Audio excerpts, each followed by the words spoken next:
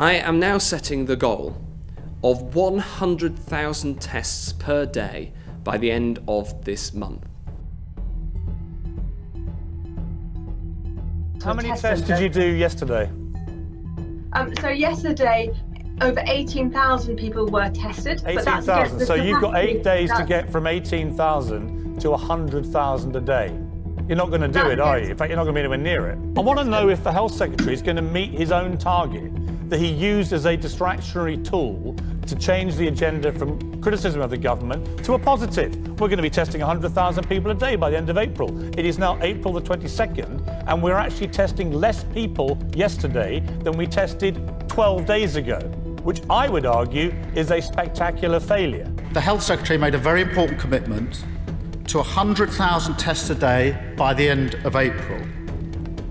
But yesterday, the figure for actual tests was 18,000 a day, and that was down from Monday, which was 19,000 tests a day. So we're way behind the curve, and the end of the month is a week tomorrow.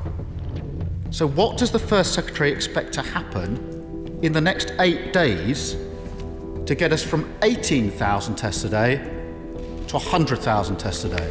We have, what is it, just over a week now until the testing numbers should reach 100,000 a day. That was the pledge by Matt Hancock. And maybe you can just bring us right up to date on what the latest numbers are today or yesterday as to how many were done.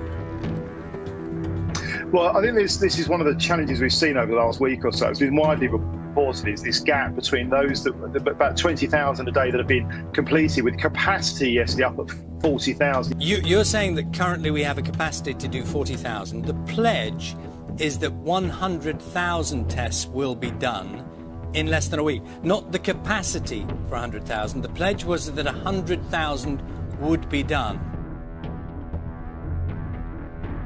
We have a simple message for all countries. Test, test, test. The World Health Organization advice was very clear: test, test, test.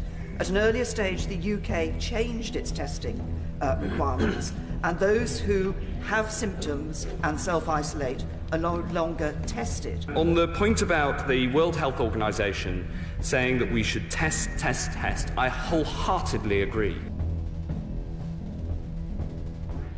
How many people are you testing at airports when they land? Like yesterday, day before, how many are you testing? Well, we don't routinely test at airports. So none?